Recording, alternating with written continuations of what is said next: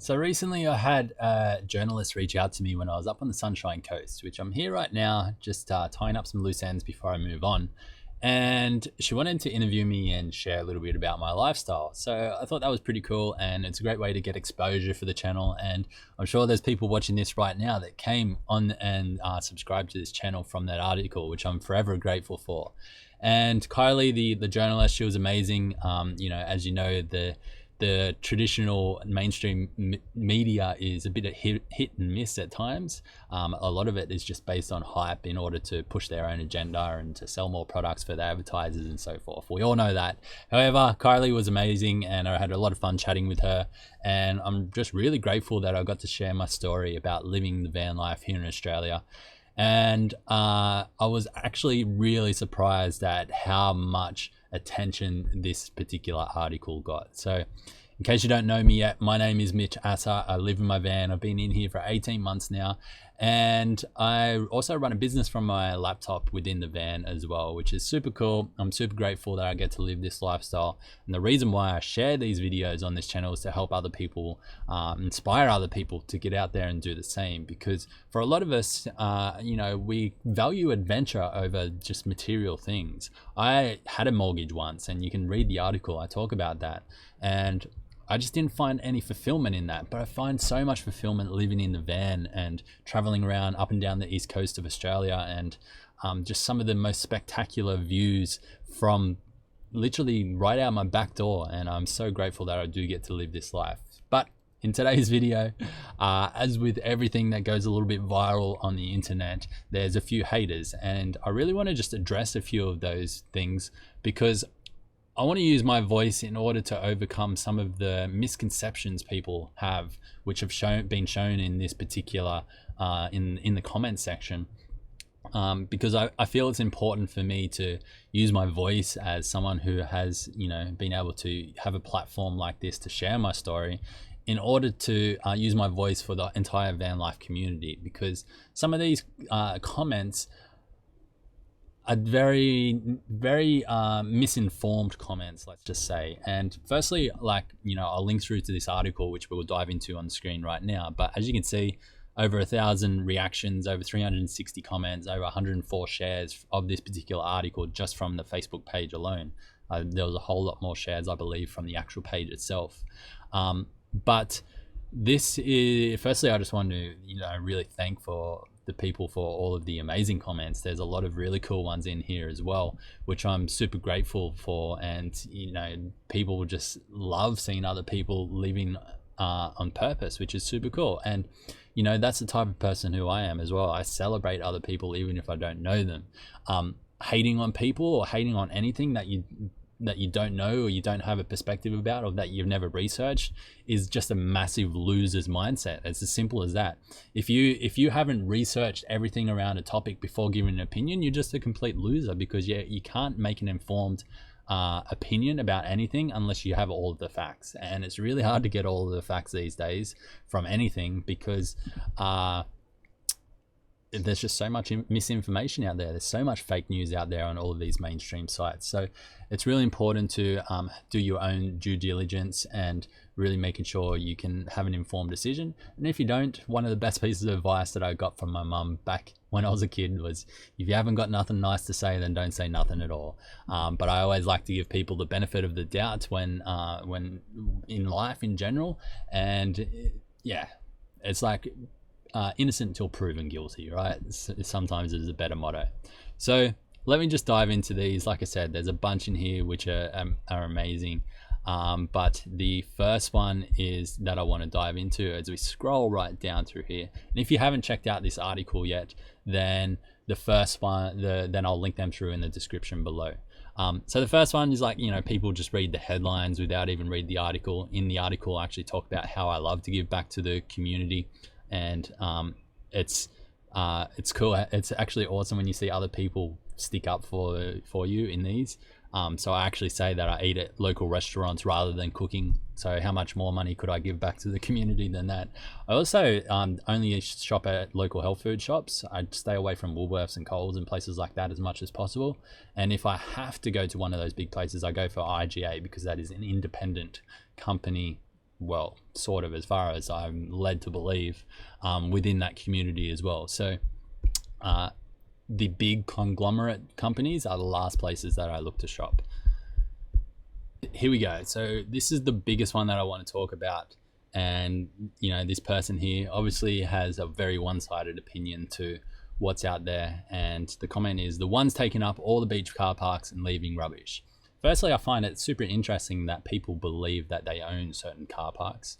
So of course we're going to park in the beach car parks alongside all of the other cars that park in the beach car parks from all sorts of walks of life, whether they're locals, whether they're tourists, whether they're visiting for the weekend. So firstly, you know, that's an irrelevant comment. But secondly, I do see validity in leaving rubbish. And because I've seen this as well in car parks, and sometimes it does come from campers. However, 99.99% of the time, I can guarantee you it comes from people who are renting vans. And it annoys me as much as possible, probably more than the locals in that area, who have to put up with these rented vans from, you know, backpackers or people who just don't care about the environment whatsoever. So I totally get that. And, you know, while I did call that a hating comment, it has complete validity, and I totally agree with this person. And I want to point out a company in Australia, originated in Australia, but they've become massive all around the world now. And they're not so much a company, but they're more of a community brand, and that's VanLIFE Diaries. So these guys are one of the pioneers within the van life space. And one of the biggest things, so they've created a van life documentary, The Meaning of Van Life, which is great for anyone who wants to get a bit of an intro into what van life is all about. But what they actually do are these van life gatherings all around the world, and it's basically people coming into they go out there and they find a big piece of land, they organize it so that people can turn up. It's just $10, $20, $30 a night, something like that, for all of the van lifers to come up, and they meet in these certain locations. Now, while on these locations, they've also been able to put together some partnerships with some really key, I guess, brands and foundations and charities out there. And the van life community are actually actively out there trying to make the world better in so many ways. Firstly, you know, I don't know a lot about all of these, but I'll tell you the ones that I do know about based on my experience participating in these programs. Is the first one is Yarn Australia. So Yarn is I guess an organization, a foundation that tries to bring together the Aboriginal people, the Indigenous people of the Australian land, and the white people, as essentially the people who came to this land later, and tried to get them to have a conversation together, just to start to reform that relationship, and that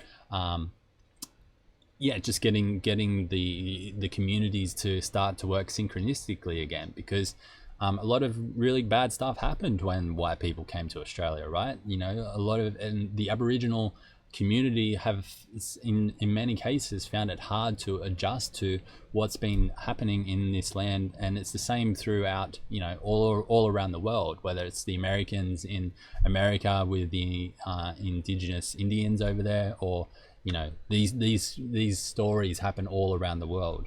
So Yarn, we had a session with one of the leaders from Yarn where we learn how to have a conversation, where we learn to open up the conversation about these types of things and just to tell our story. And that's a really great step in the right direction to you know, learn how to work harmoniously and live together harmoniously, and how to learn from them, because they have a lot of knowledge about the land as well.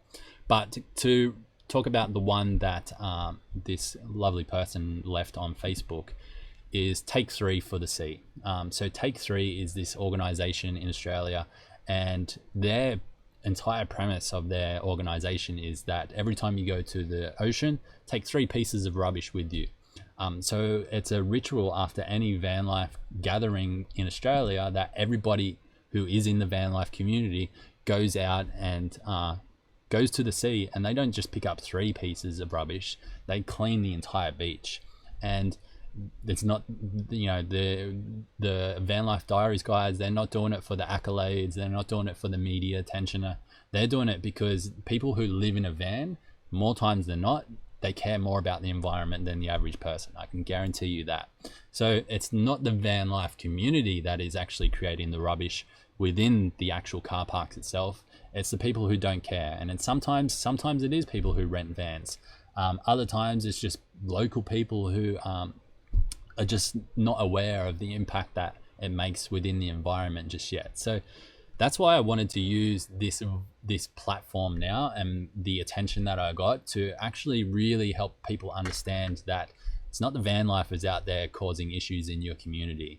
It's more than anything, it's the van life. It's fixing the rubbish and trying to make your place more beautiful through activities like this, and through partnering with organizations and building awareness to these types of things. Like even now, I will honestly say I don't do this every time, but ever since becoming a van lifer and participating in Take 3 for the Sea and learning about them as an organization, there are many times where I don't leave the beach without picking up some rubbish. There are very few times where, if there is rubbish in my direct way, whether that's on the beach or not on the beach, I pick it up and I take it and I put it in a bin, because it's getting into our oceans. Our oceans are covered in plastic. It's affecting the wildlife. It's affecting where we surf. It's affecting where we swim. So it just, I didn't put the rubbish there, but I feel it's my responsibility to take it out because it's in my environment, just like it is yours. So I'd encourage you to adopt something like this as well. Just by taking 3 pieces of plastic, it's easy to hold in one hand. There's almost always a rubbish bin as you go back to the car park, and you simply put it in there. So that's what I wanted to use this for. I wanted to respond to that particular comment. Like I said, there's some other ones in here that are a little bit funny, but the reason why I'm okay with all of these comments is that I've been doing online advertising now for 4 or 5 years. I've seen the worst of the worst people online in their comments section. It's so fascinating to me that people just love saying negative things about others. But it's something that I've learned to live with over the years. And if you take to heart anything anyone says negatively about you, then the only person that's affecting is you. Whereas if you don't take it to heart, then it says the only thing that it says about them is that they're pretty much a loser, right? So never take on board any negativity. Definitely use it for constructive criticism though, like and using it as a mechanism to get your word out even further. Like I could have got angry at this comment that says the ones taking up all the beach car parks and leaving the rubbish. I could have got angry, but I used it to share a little bit more depth into who I am, into who the van life community is, into what we actually do, what we actually stand for, what we care about. And it could be a good piece of content. I don't know. I'll leave that up to you guys. Was this any good? And does this make any sense? And do you think this was worth me sharing? Because I think it's really important to sometimes address these things, because people just leave comments because they don't know any better, especially if you're not actively getting out there in the media, like Van Life Diaries. They're just doing it because they love the earth. They don't need the media attention. So yeah, I thought that was important to share, and I'd love to hear from you down below. Are you someone who also cares about these things? Do you find that the actual van life community is actually a pretty caring community about the environment as well? Or is it just my surroundings? I don't know. But leave a comment down below. Thanks for watching. Hit subscribe, and I'll see you in the next video. Bye-bye.